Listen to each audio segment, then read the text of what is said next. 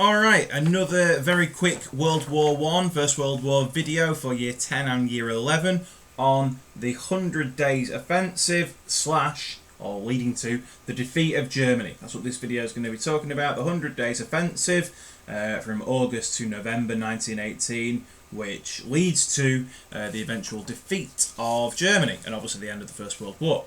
So yeah, let's get straight on with it. So the 100 Days Offensive it comes not too long after, just a month or so after the end of the Ludendorff Offensive. Obviously, I have got a video on the Ludendorff Offensive already on the channel. If you can't remember what the Ludendorff Offensive is, then maybe go away and watch that first before watching this one, because you need to know about the Ludendorff Offensive in order to understand the 100 Days Offensive properly. So yeah, the 100 Days Offensive comes not too long after the end of the Ludendorff Offensive. Now, the Ludendorff Offensive, quick reminder, I'm not going to go into masses of detail, but a quick reminder, the Ludendorff Offensive had been Germany's big push in the spring and the summer of 1918 to break the stalemate and take Paris, to capture Paris. Now, they did manage to break the stalemate, and they managed to capture a lot of land as well. Again, the video will go into a bit more detail on that, but they didn't manage to capture Paris. The Ludendorff Offensive failed because the intention was to take Paris, obviously knock France out of the war, and thereby kind of knocking Britain and America out of the war, because we wouldn't have anywhere to kind of base ourselves on mainland Europe anyway. The Ludendorff Offensive does not capture Paris. They get within firing range, but the Germans do not capture Paris. That's the key thing to remember. And the 100 Days Offensive is essentially the Allied response to the Ludendorff Offensive, where the Allies now wanted to push the Germans back, because obviously the Germans had captured a lot of land as part of the Ludendorff Offensive. We now wanted to push the Germans back and ultimately defeat them, which, spoiler alert, that's what the 100 Days Offensive does. It does push the Germans back, and it does lead to Germany's defeat. Other reasons why this offensive is launched by the Allies is the Americans have now been involved in the war for quite a while, over a year, just over a year, and they've joined up in big numbers. Finally, there are huge numbers of American troops in France at this time. In fact, there were over 1 million French troops stationed in France by the start of the 100 Days Offensive, and also by now there had been great big developments in technology, particularly by the British. They were really kind of pushing forward with new technology and new tactics, new techniques, such as making more use of aerial photography, so using planes to go and photograph enemy positions, enemy trenches, and what have you. And kind of basing attacks on that. Oh, here's what the trench system looks like. Here's how many men are there, what they've got, guns, etc. Using photographs more, aerial photographs. Also, they had calculated the effects of air temperature on explosives. So, depending on the temperature of the air, temperature of the day, what effect is that going to have on the explosives? They'd also used sound, basically microphones, to pinpoint where enemy guns were. When the enemy guns fired, they were able to very scientifically use the sound, like the echo really, of the artillery guns to make it easy to work out where they were. They could pinpoint exactly where the enemy artillery guns were, which obviously made it a lot easier to aim our guns, the Allied guns, at the German guns.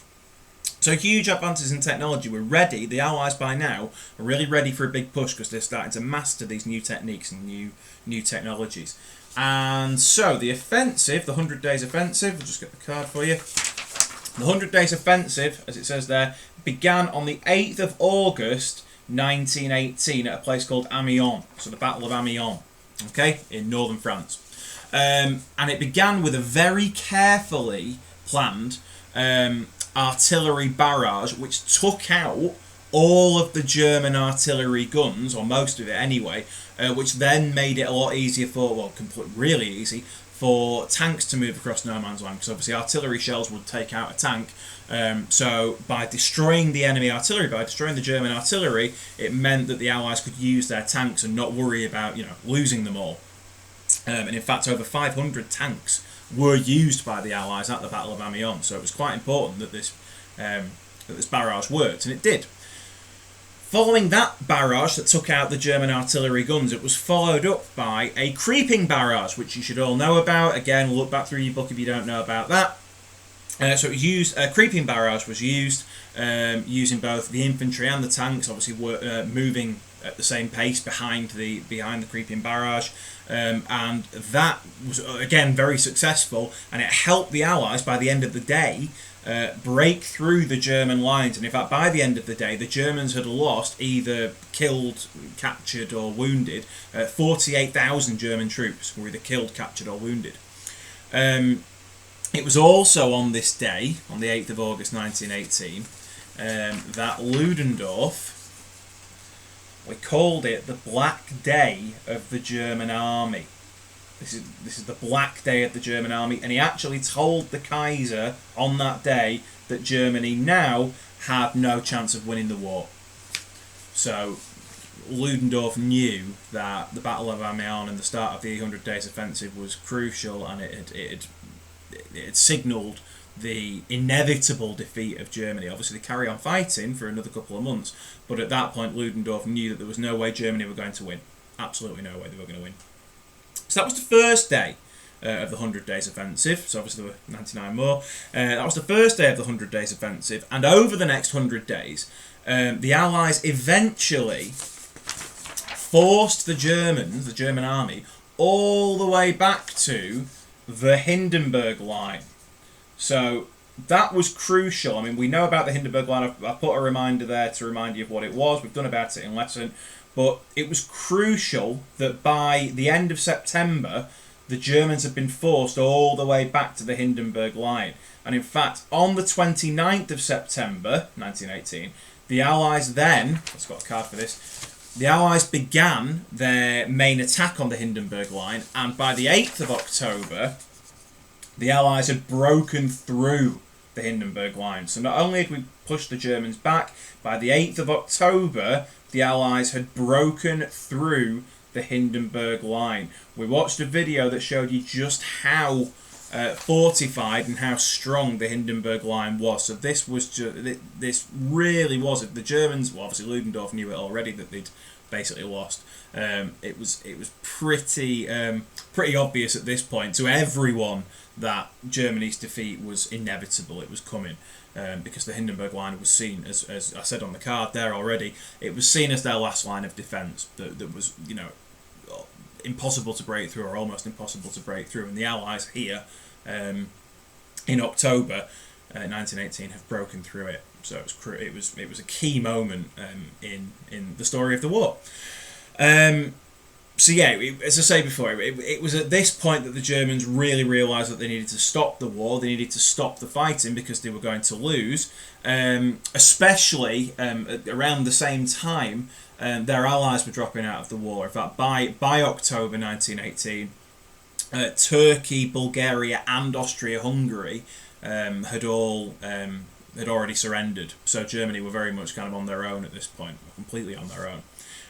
In Germany itself, so inside Germany, the country, there was also trouble. There were riots going on because the people the general population of Germany was starving, largely due to the British blockade that we've looked at, especially when we looked at the war at sea. So the British blockade is starving Germany, the German civilians, German citizens, and that's led to riots inside Germany. Not only that as well, but also there were quite a few riots and protests about the way that the German government was handling a deadly flu virus that was spreading through the country at the time, the Spanish flu, that had spread across the world. And we all know about viruses spreading across the world and causing a lot of trouble and upset, unfortunately. We know it very, very well now. So that had gone on, and this actually led to, on the 9th of November 1918, the Kaiser abdicated. So he ran off to Holland, actually. He fled to Holland. So he stopped being the king, abdicated, and fled to Holland. And after that, 2 days later, on the 11th of November, the armistice was signed, bringing the war finally to an end after 4 years of fighting. So that's the, as I said, it's going to be a quick video, quick skimming over of the 100 Days Offensive. But that's why it's so important. It brings about the end of the war. It brings about the defeat of Germany and leads to the end of the war. So obviously, if you've got a 6-mark question on that about 2 key features, you should definitely be able to answer that. Same goes, you should have enough information there on the 100 Days Offensive for a 16-mark question as well. So hopefully in those 10 minutes I've helped you understand the 100 Days Offensive a little bit more. As I say, there are loads of other videos already on the First World War topic on the channel already. I've mentioned the Ludendorff Offensive one as well. So there's a playlist, you can go down the playlist and watch it from start to finish if you want in your own time. Year 10, obviously we'll be revising digitally over Zoom over the next couple of weeks before your exam. Year 11, obviously I won't see you before your exam, but if you do have any requests for any videos or if you do need any help on anything, you know my email. I'll be seeing some of you in form time on Zoom anyway, so please do contact me if you need any help on any of the World War I topics. And again, if there's a topic that I haven't covered in videos so far that you want covering, please do let me know and I'll do my best to get a video out there to you before next week.